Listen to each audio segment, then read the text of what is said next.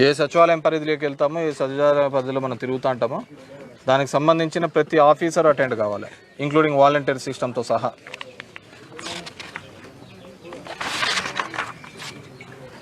ఏదైనా వాలంటీర్లు పొద్దున్న లేచిన నుంచి తిరుగుతూ అంటారు, చూస్తూ అంటారు. ఏ ముసలోనికి ఏం బాగాలేదో ఏముందో కూడా మీకు తెలీదా? ఏ పథకం ఏ దాని కిందకు వస్తుందో తెలీదా? వాళ్ళు నన్ను అడగలేదు అనడంలో అర్థం ఏం చెప్పు?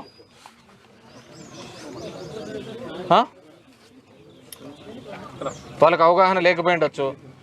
మనమేం చేస్తున్నాం?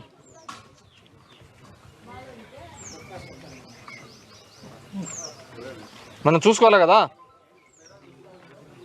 మీరు ఆ 50 ఏళ్ళని ఉద్ధరిస్తారనే కదా మిమ్మల్ని పెట్టినది.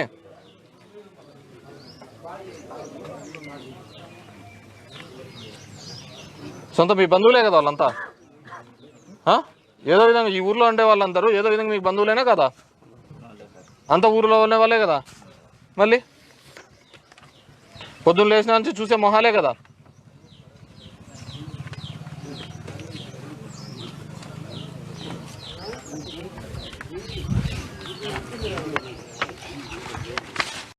ఏం చేస్తున్నారు సెక్రటరీ గారు? మీతో ఏడున్నా ఇదే సమస్య. సంఖ్యాబల్లో అదే ఉండ్రి, ఇప్పుడు ఇదే. వీడికి రాకపోతే ఇంకొక సంవత్సరమైనా నీళ్ళు చేయలేరు కదా. ఎందుకు వస్తుంటారు? మీకు తెలిసినప్పుడు మోటార్లు వేసుకుంటారు. ఎంత గుంతల్లో పెట్టినారు?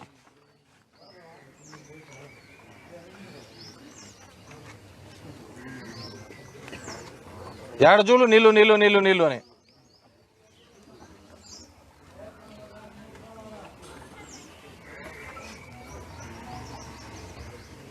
మండల గ్రాంట్లో లేకుంటే ఇంకో దాంట్లో ఉంటుంది, ఇంకో దాంట్లో కాకుంటే ఇంకో దాంట్లో ఉంటుంది. ఆలోచన చేయాలి కదా ఇవ్వాలా అని.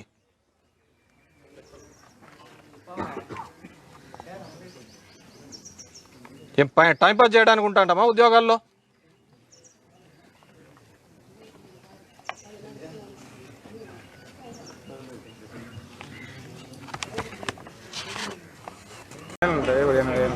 ఆ ఎవ్వకు రాలేదు. టీడీపీ వాళ్ళు మమ్మల్ని ఏమంటారంటే మీ చూడు భయ మీది అది ఇదని మమ్మల్ని వ్యతిరేకంగా. ఎందుకు రాదు? అదే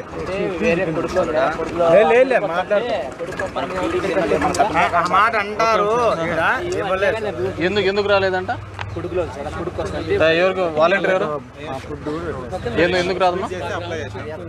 అర్థం కాలేదు. ఒక్క నిమిషం ఉండు. ఏం పేరు నీ పేరు? రాఘవేంద్ర. దీంట్లో ఆ పార్టీ ఈ పార్టీ అనే సింపుల్ చెప్పేది.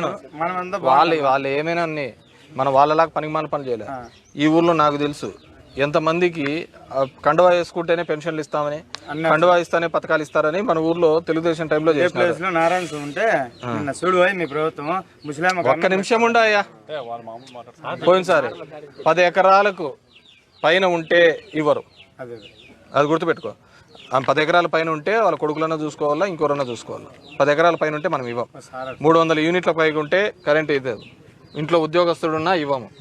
అర్థమవుతుందా? వాడు ఏ పార్టీ అయినా కావచ్చు, ఎవడైనా కావచ్చు. మన పార్టీ వాళ్ళు కూడా రాలేదా? ఆడ అడగలేదా? 26 ఎకరాలు ఉంది. మళ్ళీ వాళ్ళు మనం తీసేసినామా? తీసేలే కదా. మళ్ళీ వాళ్ళు అట్లన్నీ వాళ్ళేం చాచా పనులు చేసినారా? ఊర్లలో దొడ్లని చూసినా కానీ వాళ్ళకి ఎలిజిబుల్ ఉంటే ఇస్తారు, లేకుంటే ఇచ్చేయలేరు. వాళ్ళ పిల్లల మీద స్ప్లిట్ చేస్తారు అంతే.